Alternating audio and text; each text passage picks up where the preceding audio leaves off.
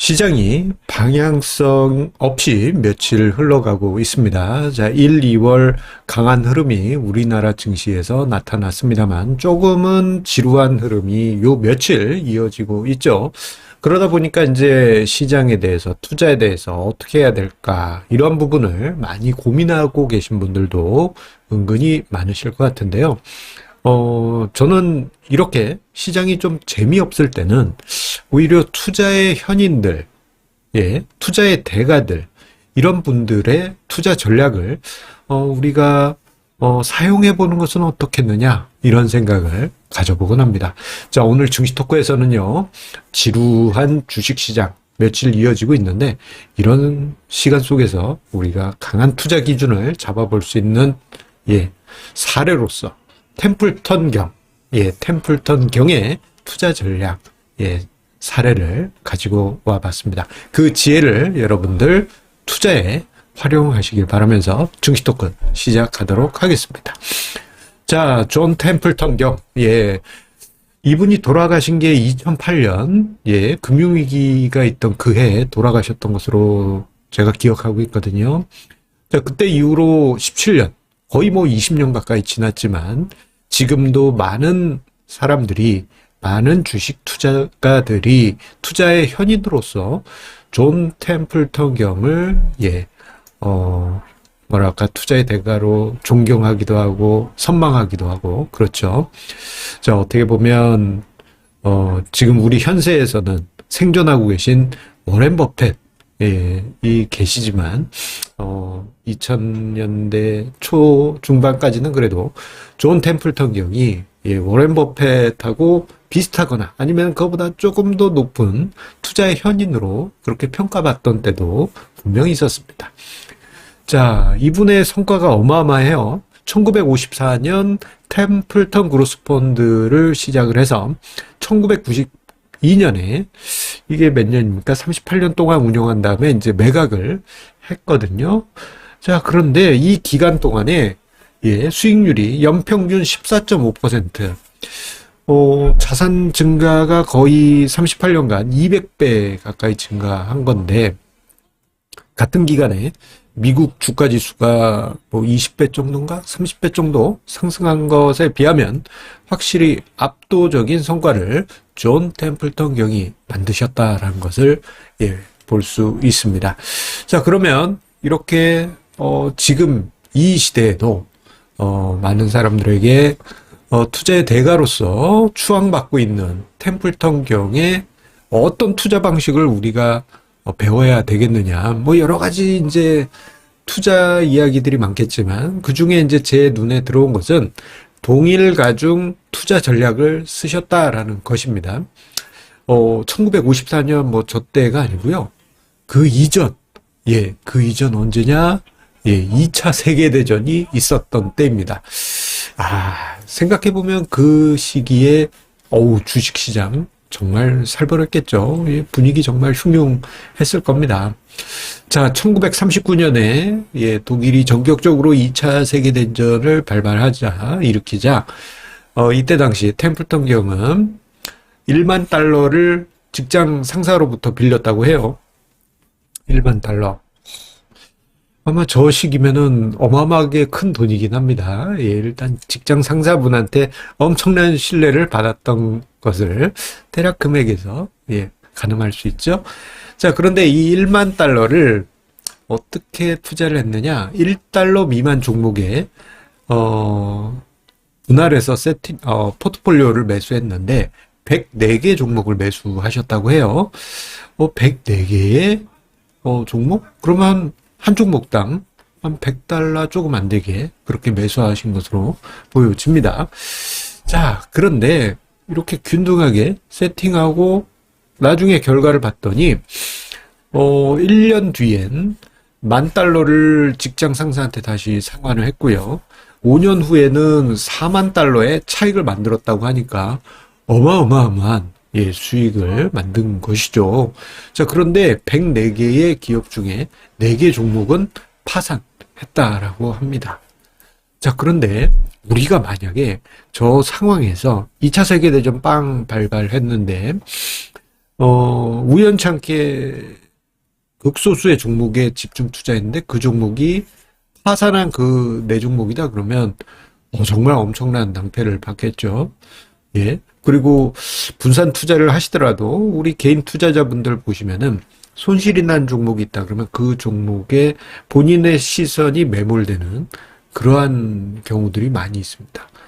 다른 종목이 수익이 난다 하더라도 나 이 종목이 정말 손실이 큰데 이런 식의 분위기가 있게 되다 보면 정작 큰 그림을 놓칠 수 있는 것이죠. 하지만 템플턴 기업은 이 중에 네 종목 파산할 수 있지, 예, 라고 생각했고요. 오히려 이 중에 이제 몇몇, 여러 종목들이 대박 수익률을 내면서 전체 수익률을 끌어올리게 됩니다. 특히 1939년 2차 세계대전으로 주가가 폭락한 뒤에 매수를 한 상황이기 때문에 그 이후 시간이 회복하면서 미국 주식이 그때 당시 크게 회복하면서 엄청난 차익을 만들었던 것이죠.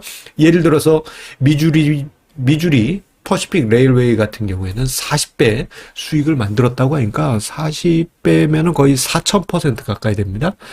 4000%인데 100여 개로 나눴다? 그럼 전체 수익률의 한 40%를 업시킨 그러한 효도를 한 종목이 되는 것이죠. 이런 종목이 여러 있다 보니 전체 수익률을 끌어올릴 수 있는 힘의 원천이 되었던 것입니다. 자, 그런 것처럼요. 제가 이야기 드린 것은 이겁니다. 여러분들 포트폴리오 꾸리시고요. 그 중에 소수의 종목만 수익이 어마어마하게 나면 전체 계좌 수익률이 레벨업 되게 됩니다. 그래서 투자를 하실 때 보면 보통 이제 투자 성과가 그 정규분포 비슷하게 종 모양으로 이렇게 수익률에 따른 도수 분포표가 형성이 돼요. 지금 화면상의 자료는 제가 이제 연구용 포트폴리오 해가지고 2월마다 제가 따로 별도로 뽑는 포트폴리오가 있어요. 지난달 말에도 뽑았어요. 딱 뽑고 등락률을 추적해 1년 동안 계속 추적합니다. 그래서 수익률이 어떻게 되나 추적을 하는 저만의 이제 연구용 포트폴리오가 있어요. 자, 그런데 자, 2021년 2월에 세팅되었던 그때 당시의 포트폴리오. 그때 당시의 포트폴리오의 성과를 추적을 해 봤더니 전체 수익률이 평균 등락률이 이제 17.4% 나왔더라고요. 그때 당시 지수가 10% 빠졌으니까 나름대로 선방했습니다. 그런데 이때 당시 이 포트폴리오 50종목으로 구성이 되어 있거든요. 이 50종목의 수익률을 각각의 수익률을 구간을 나눠서 도수 분포표를 한번 만들어 봤더니 이러한 종 모양의 형태를 만듭니다. 평균 한 10%대의 10%에서 0%. 그러니까 한 자릿수 수익률을 만든 게 14개 종목이었고 좀 뭐 손실난 종목들도 한 6개에서 한 12개 정도 됐던 것 같습니다. 자, 그런데요. 요것만으로는 조금 뭔가 부족해요. 좀 뭔가 한 방을 내준 종목들이 필요한데, 자, 보게 되면은 100% 이상 초과하는 성과를 만든 종목이 두 종목 있었고요. 90%대 한 종목, 그리고 50에서 60%대 각각 한 종목씩. 50% 초과 수익률을 만든 종목이 5종목 됐습니다.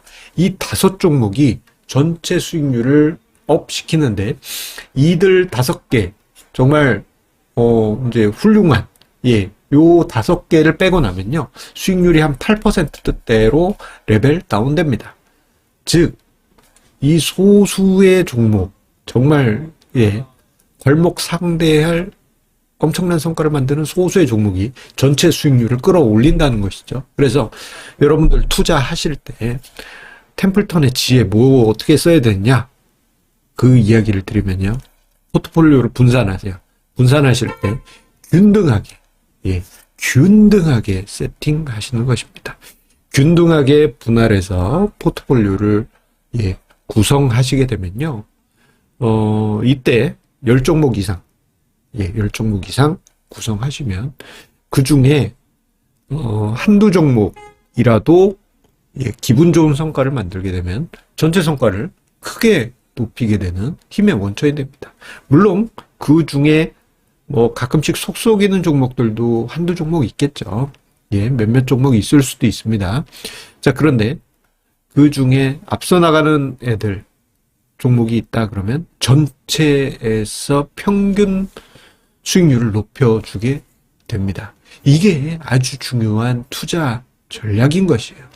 템플턴 경이 2차 세계대전 났으니까 나 이제 몰빵 해야 되겠어 하면서 몰빵 1만 달러 딱 했는데 파산한 4종목이었다 그러면 존 템플턴 경은 그저 존 템플턴 할아버지로 그냥 그냥 여러 사람들 중에 한 명으로 끝났겠지만 전략적으로 차분하게 전략 세우고 자신의 투자 원칙에 따라서 투자를 하셨기에 우리에게 투자의 현인으로 추앙받고 존경받을 수 있는 것입니다. 그 방법 중에 하나, 균등하게 다수의 종목, 그리고 그 다수의 종목들 중에서 모든 종목이 다 안 올라가도 돼요. 일부만 올라가도 전체 수익률이 높아질 수 있다.